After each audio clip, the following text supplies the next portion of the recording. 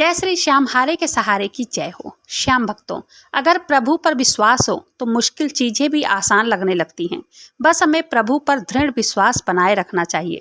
जीवन में कैसी भी परिस्थिति आ जाए, अगर आप बाबा श्याम पर विश्वास रखेंगे तब बाबा श्याम भी कभी अपने भक्तों को बेसहारा नहीं छोड़ते हैं। और ये संभव है सिर्फ और सिर्फ नाम जप से। नाम जप से प्रारब्ध को नष्ट किया जा सकता है। हम हमेशा सोचते हैं कि दूसरों के साथ चमत्कार हो रहा है, हमारे साथ क्यों नहीं? तो वो उनके पूर्व जन्म के कर्म हैं। आज ऐसी ही एक कहानी मेरे पास आई है। इस कहानी को सुनकर आपका भी बाबा श्याम पर विश्वास 100% बढ़ जाएगा।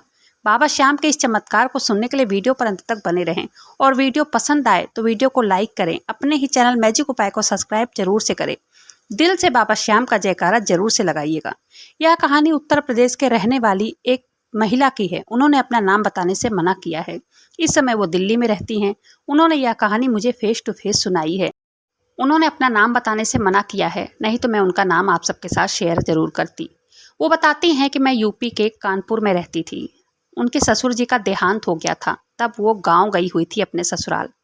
अपने ससुर की उन्होंने तेरहवीं वगैरह सब कुछ किया। एक दिन गांव का एक व्यक्ति उनके घर आया और वो कहने लगा कि आपके पिताजी ने मुझसे 3 लाख का कर्ज लिया है, वो मेरा कर्ज वापस करो। तब उनके पति और उनके जेठ दोनों जन कहने लगे, मुझे तो कुछ भी पता नहीं है। उनके जेठ जी मुंबई में रहते थे। तब वो कहने लगे, अगर मेरे पिताजी ने कर्ज लिया होता तो हमसे ज़रूर बताते।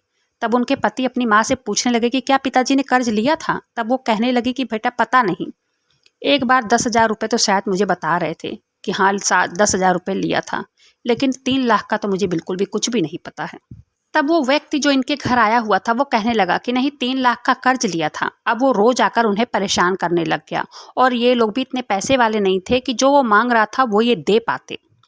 ये इनके जेठ श्याम बाबा को बहुत मानते थे। वो कहते थे कि मेरे श्याम ही जाने कि कितना कर्ज लिया है मेरे पिताजी ने। तब वो बहुत परेशान कर रहा था, रोज घर पर आकर लड़ाई करता, झगड़े करता, परेशान करने लग गया। ऐसे ही 2 महीने बीत गए। एक दिन उसने पंचायत बुला लिया। तब पंचायत में ये लोग भी चले गए। उसी के सपोर्ट में सभी लोग बोल रहे थे। पंचायत ने भी उसी के सपोर्ट में फैसला लिया कि उन्होंने कहा कि तुम्हारे पिताजी ने लिया होगा कर्ज, तभी तो वो कह रहे हैं। तब पंचायत ने फैसला लिया कि उनका कर्ज उतारो। तब वो बहुत परेशान हो गए थे। उनके पास खेत नहीं था, क्योंकि खेत को बेचकर उनके पिताजी ने 3 बहनों की उनकी शादी की थी। उनके पिताजी नशा भी करते थे। इसी कारण से उनके भाई बम्बई चले गए रहने और ये लोग आ गए दिल्ली रहने। तब उनके पति ने कहा कि मेरे पास एक घर है, वो भी अगर मैं तुम्हें दे दूंगा तो मैं तो गाँव से बिल्कुल, मेरा नामो निशान ही हट जाएगा।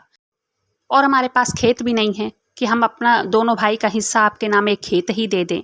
वो बताती है कि वो बहुत परेशान थे। अपनी बहन के पास फ़ोन करके रोने लगे। तब उनकी बहन ने, बाबा श्याम को बहुत मानती थी, उनकी बहन ने एक आइडिया दिया। उनकी बहन ने उन्हें दिलासा दिया। उन्होंने कहा कि पहले तू खाटू मंदिर जा, बाबा श्याम का दर्शन कर और सब उन्हीं के ऊपर सौंप कर चले आओ। जो भी होगा बाबा श्याम अपने आप ही देखेंगे कि कौन सही बोल रहा है और कौन गलत बोल रहा है। फिर वो अपने पति के साथ खाटू धाम चले गए। वहाँ जाकर बाबा श्याम के सामने पिताजी के कर्ज के लिए अर्जी लगाई और बाबा श्याम से प्रार्थना किया, हे बाबा श्याम, पता नहीं क्या सच है क्या झूठ है, अगर मेरे पिताजी ने कर्ज लिया था, पता नहीं लिया था कि नहीं लिया था, अब आप ही रास्ता दिखाओ, आप ही जानो, हम बहुत परेशान हैं, क्या करें कैसे करें कुछ समझ में नहीं आ रहा है। तब वो कहती हैं कि जब हम खाटू धाम से लौट रहे थे तब हमें ऐसे लग रहा था कि जैसे हमारे पीछे पीछे कोई आ रहा हो।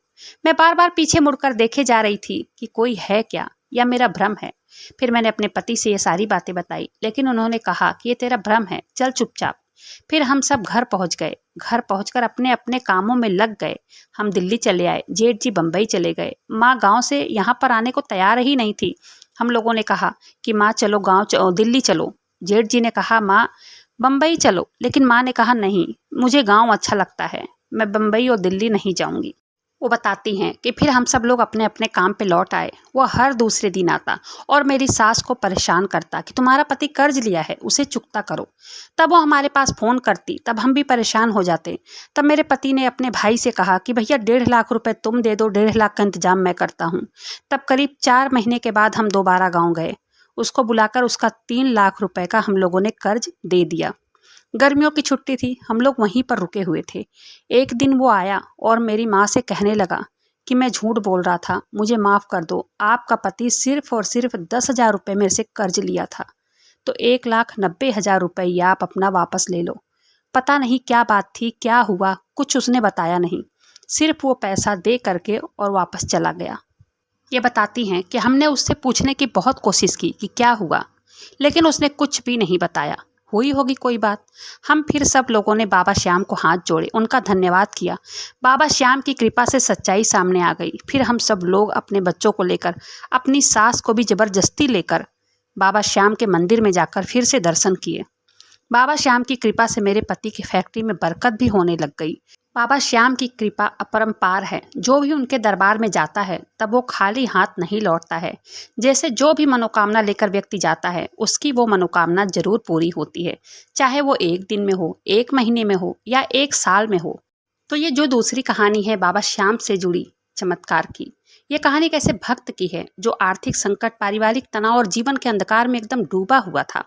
उसकी सारी उम्मीदें खत्म हो चुकी थी, लेकिन बाबा श्याम की कृपा से उसका पूरा जीवन ही बदल गया। यह कहानी सिर्फ एक व्यक्ति की नहीं, उन सभी भक्तों की है जो सच्चे मन से बाबा श्याम को पुकारते हैं और उनके चमत्कार का अनुभव करते हैं। तो चलिए जानते हैं जिस भक्त की ये कहानी है उनके ऊपर क्या क्या संकट था। तो ये कहानी सुरेश जी की है। ये कहते हैं, मेरा घर वाराणसी में एक छोटे से गांव में है। मेरी एक छोटी सी दुकान थी। मेरी आर्थिक स्थिति बहुत खराब थी। दुकान का कारोबार धीरे धीरे ठप हो रहा था। उधारी बढ़ती जा रही थी और ग्राहक घटते जा रहे थे। कर्जदारों का दबाव दिन पर दिन बढ़ता जा रहा था। परिवार में भी तनाव बढ़ गया था। मेरी पत्नी हमेशा चिंता में डूबी रहती थी। बच्चे स्कूल नहीं जाते और गाँव में सब ताना मारने लगे थे। ये बताते हैं कि बहुत प्रयास किया इन्होंने, नई नई योजनाएं बनाई, लेकिन किस्मत इनका साथ नहीं दे रही थी। एक दिन जब कर्जदारों ने आकर हंगामा किया तो उन्होंने बताया कि मुझे उन्होंने धमकाया, मैं पूरी तरह से टूट गया। ये बताते हैं कि उसी शाम एक पंडित मेरे गांव में आए हुए थे, किसी के घर आए हुए थे। सब उनके पास जा रहे थे हाथ दिखाने, तब मैं भी चला गया और जब मैं उनके पास पहुंचा तब मेरी आंखों से आंसू छलक गए। जब उन्होंने मुझे रोते देखा तब उन्होंने मुझसे पूछा कि बेटा क्यों रो रहे हो, इतना परेशान क्यों हो। तब मैंने उन्हें रोते हुए अपनी दिल की सारी परेशानी बता दी। तब वो गुरुजी कहने लगे कि सब परेशानी का हल है बाबा श्याम, हारे के सहारे। जब व्यक्ति हार जाता है तब वहीं एक ऐसा द्वार है जहां लिखा है हारे का सहारा। वो हारे हुए व्यक्ति को सहारा देते हैं। उनके चरणों में जाओ, वो तेरा सारा संकट दूर कर देंगे। वो बहुत बुजुर्ग थे, उनसे गुरु दीक्षा भी लोग ले रहे थे। किसी के घर आए थे, किसी के गुरु थे वो। तब मैंने भी उनके चरण छुए, उनसे आशीर्वाद लिया। पहले बाबा का नाम मुझे नहीं पता था, मैंने नहीं सुना था, लेकिन उनकी बात सुनकर, उनकी बात में गहरी शक्ति थी। मुझे एहसास हुआ कि क्या पता वो सच बोल रहे हैं। मुझे बाबा श्याम के मंदिर जाने का उन्होंने मुझे सुझाव दिया। उन्होंने कहा कि बाबा श्याम सिर्फ भक्तों की श्रद्धा देखते हैं, बाकी सब कुछ अपने आप हो जाता है। अगले ही दिन वो बाबा श्याम के मंदिर जाने के लिए निकल पड़े। वो बताते हैं, मैं यात्रा करके बाबा खाटू धाम मंदिर तो पहुंच गया। वहां का माहौल बिल्कुल अलग था। चारों ओर भक्तों की भीड़ थी। चारों तरफ बाबा श्याम के नारे लग रहे थे। वहां पर भक्त लाइनों में लगकर बाबा श्याम के दर्शन कर रहे थे। जब मैंने बाबा श्याम को पहली बार देखा तब मेरे आंखों से आंसू छलक गए। बाबा का तेजस्वी चेहरा, उनकी ममता में मुस्कान, करुणा में दृष्टि मेरे दिल के भीतर तक को छू लिया था। मैं वहीं बाबा श्याम के आगे सर झुका दिया और रोते हुए बोला, बाबा श्याम, मेरी जिंदगी अंधकार में चली गई है। मेरा परिवार भूखा मर रहा है। मैंने हर संभव प्रयास कर लिया लेकिन कुछ भी ठीक नहीं हो रहा है। अब मैं आपके पास आखिरी उम्मीद लेकर आया हूँ। तब ये बताते हैं कि मुझे ऐसा लग रहा था कि जैसे बाबा श्याम ने मुझे बोला कि तू रोता क्यों है, मैं हूं ना तेरे साथ। मेरी आंखों पर मुझे विश्वास नहीं हो रहा था कि बाबा श्याम ने मुझसे बात की या मेरी आंखों का भ्रम था। मैं सोच रहा था, लेकिन बाबा श्याम के आंखों में एक ऐसी शक्ति थी जो मेरे मन को तसल्ली दे रही थी। अब दर्शन करके मैं अपने गांव लौट आया था। फिर मैं दूसरे दिन सुबह सुबह अपने दुकान पर पहुंचा। मैंने एक अजीब सा बदला हुआ माहौल देखा। जिन ग्राहकों ने मुझसे उधार लिया था अब वो लौटा रहे थे आकर। वो ग्राहक पैसा लौटा रहे थे। मेरी दुकान की बिक्री भी धीरे धीरे बढ़ रही थी। अगले कुछ ही दिनों में मेरा व्यापार पहले से बहुत अच्छा चलने लगा था। मैं हैरान था कि सब कुछ कैसे हुआ। एक दिन बड़ा व्यापारी मेरे दुकान में आया और बोला कि मुझे तुम्हारे दुकान में निवेश करना है। तुम्हारे पास जो भी सामान है मैं उसे ऊंचे दाम पर खरीदना चाहता हूँ। मेरी आंखों में खुशी के आंसू आ गए। मैं कुछ दिन बाद फिर से अपने मन में सवाल लेकर बाबा श्याम के मंदिर पहुंचा। मंदिर में मैं बाबा श्याम के पहुंचा तो मैंने मन ही मन बाबा श्याम को प्रणाम किया और उनकी आंखों में देखा और मन ही मन उनसे मैं बात करने लग गया। मैंने उनसे कहा कि बाबा श्याम, यह सब चमत्कार कैसे हुआ है। तब मुझे ऐसा एहसास हुआ खाटू वाले खुद मुझसे बात कर रहे हैं। तब जब मैंने उनसे सवाल किया तब उन्होंने कहा कि बेटा, जब तू पहली बार आया था तब तेरा मन संदेह से भरा था, लेकिन जब तू लौटा है तब तू चिंता और भय से मुक्त हो गया है। यही बदलाव तेरे भाग्य में भी आया है। जब मन और दिमाग शांत हो गया है तब ईश्वर की कृपा स्वतः ही अपने आप मिलने लग जाती है। तब मैंने बाबा श्याम को प्रणाम किया। यह कहानी सिर्फ सुरेश जी की नहीं है, एक व्यक्ति की नहीं है, बल्कि उन सभी लोगों की है जो जीवन में हार जाते हैं, जीवन में हर तरफ से संघर्षों से घिरे हैं। जब तक हम सच्चे मन से विश्वास से बाबा श्याम को पुकारते हैं तब वो हमारी मदद के लिए जरूर आते हैं। बाबा श्याम की कृपा से अनगिनत भक्तों की जिंदगी बदली है और यह कहानी भी उनके दिव्य कृपा का बस एक झलक है। क्या आपने भी कोई बाबा श्याम का चमत्कार और अनुभव किया है? तो आप इस चैनल के माध्यम से हमें अपने अनुभव साझा कर सकते हैं। हो सकता है कि अगली कहानी आपकी ही इस चैनल पर प्रसारित की जाए। तो यह कहानी यहीं पर समाप्त होती है। वीडियो पसंद आए तो वीडियो को लाइक करें, अपने ही चैनल मैजिक उपाय को सब्सक्राइब जरूर करें। दिल से बाबा श्याम का जयकारा कमेंट बॉक्स में जरूर से लगाएं। तब तक के लिए जय श्री श्याम, हारे के सहारे की जय हो।